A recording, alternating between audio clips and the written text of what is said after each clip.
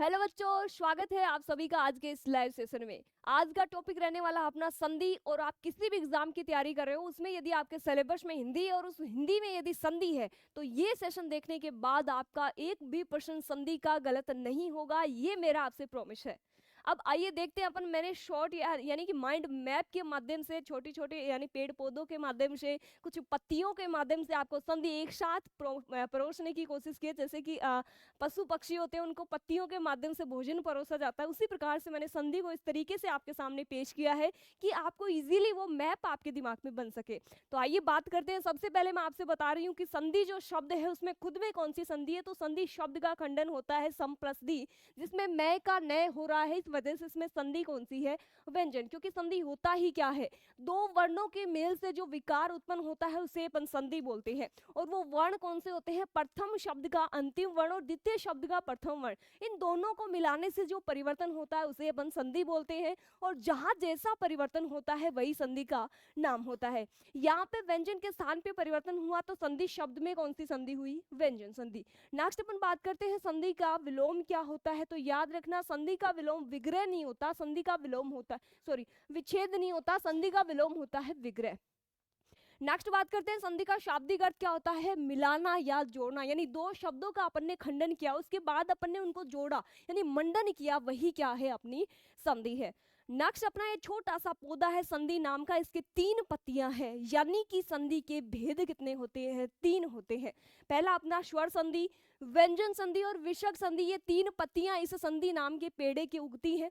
अगली चीज बात करते हैं जो स्वर संधि है, इसके 5 पार्ट होते हैं। तो ये जो पौधा है आपका स्वर संधि का है और इसके है 5 पत्तियां। इस प्रकार से आपको भी ये मैप आपके दिमाग में याद रखने हैं कि इस पेड़ के 5 पत्तियां हैं, जिनमें सबसे पहले है आपका दीर्घ, गुण, वर्दी, यण और अयादि। आगे अपन बात करते हैं एक एक पौधा। जैसे कि अपने घर में अपन घर को सजाने के लिए जो आपके पौधे लाते हैं, यानी गमला होता है और गमले के ऊपर जो अपन पौधा लगाते हैं, गमले के अंदर लगाते हैं, उसी प्रकार से एक एक संधि के पार्ट को अपन देख रहे हैं। सबसे पहला पौधा है अपना दीर्घ संधि का, और इस दीर्घ संधि के पौधे में अपन खाद बीज किसका डाल रहे हैं, यानी समान शब्दों का जहां पे मेल होता है वहां संधि आपकी दीर्घ संधि होगी। कोई भी शब्द आपको मिले यदि समान शब्दों का मेल हो रहा है तो आपको संधि सिर्फ और सिर्फ दीर्घ ही करनी है। अगला गमला है आपका गुण संधि का, यानी एक मात्रा से टूटने वाले सभी शब्द है वो गुण संधि के उदाहरण होते हैं। अब एक मात्रा मीन्स क्या होता है, आपका ए और ओ, यानी इनसे कोई भी शब्द आपका टूटता हुआ दिखाई देगा, आपको सिर्फ और सिर्फ गुण करनी है, चाहे कैसा भी शब्द आपको दिखाई दे। अगला गमला है आपका वर्दी संधि का। वर्दी संधि क्या कहती है, दो मात्रा से टूटने वाले सभी शब्द है वो वर्दी संधि के उदाहरण होते हैं। और दो मात्रा मीन्स क्या होता है, आपका आई होता है और औ होता है। इनसे यदि कोई शब्द आपको टूटता हुआ दिखाई देगा, बिना सोचे समझे आपको वर्दी ही करनी है। अगला आता है आपका, अगला गमला है आपका यण संधि का। इसमें देखिए बहुत इजी है, जैसे कि यण में ये फर्स्ट शब्द है, उसी प्रकार से यह वर ऐसे कोई शब्द आपका यदि टूटता हुआ आपको दिखाई देता है तो उसमें आपको यण करनी है। छोटी सी विशेषता और याद रखनी है कि यदि कोई शब्द है आपका यह से टूटता है और उससे पहले वाला वर्ण यदि आपको आधा दिखाई देता है तो उस आधे वर्ण के लगानी है आपकी ई की मात्रा। यदि कोई शब्द आपको वैसे टूटता हुआ दिखाई देता है, उससे पहले वाला वर्ण यदि आधा दिखाई देता है तो उस आधे वर्ण के लगानी है अपन को ऊ की मात्रा। इसके अलावा यहाँ पे देखिए त्रय का त्रि भी यदि किसी शब्द में होता हुआ दिखाई देता है, जैसे शब्द होता है आपका मात्राज्ञा। मात्राज्ञा शब्द में त्रय दिखाई दिया, जैसे ही खंडन किया बनता क्या है, मातृ प्लस आज्ञा। तो इस त्रय का त्रि होता हुआ दिखाई देते ही संधि कौन सी करनी है, आपको यण संधि करनी है। अगला देखिए नेक्स्ट अपना अयादि संधि। तो अयादि संधि में 4 ही शब्द आते हैं। यदि कोई शब्द आपका अय, आय, अव और आव से टूटता है तो संधि आपकी अयादि होती है।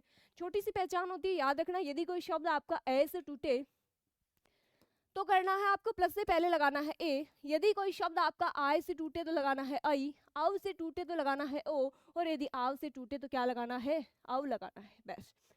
नेक्स्ट अपन बात करेंगे व्यंजन संधि की। जैसे कि आप सभी को पता है कि अपने हिंदी व्याकरण में शब्दों की संख्या 11 होती है, जबकि व्यंजन आपके 33 होते हैं, टोटल वर्ण आपके 44 होते हैं।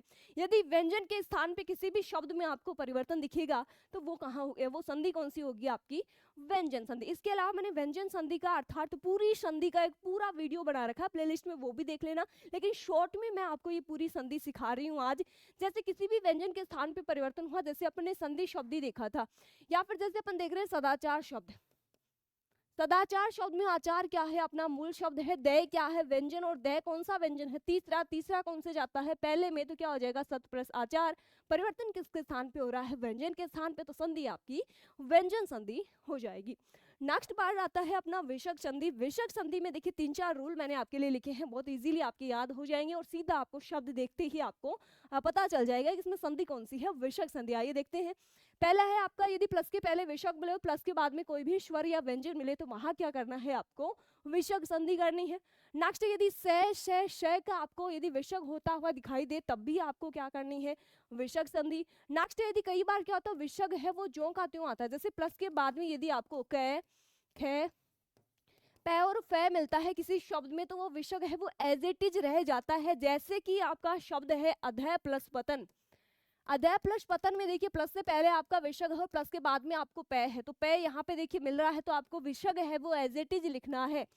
जैसे कि आपका शब्द बचपन से अपन लिखते हैं मनोकामना, लेकिन मनोकामना नहीं होता, मनः प्लस कामना शब्द होता है। प्लस से पहले आपका विषग है, प्लस के बाद में आपका कै मिल रहा है, पर आपकी पहचान क्या बोल रही है, प्लस के बाद में यदि कै खे पै फे आता है तो विषग का विषग ही रहता है, तो शब्द आपका होता है मनः कामना, ना कि मनोकामना।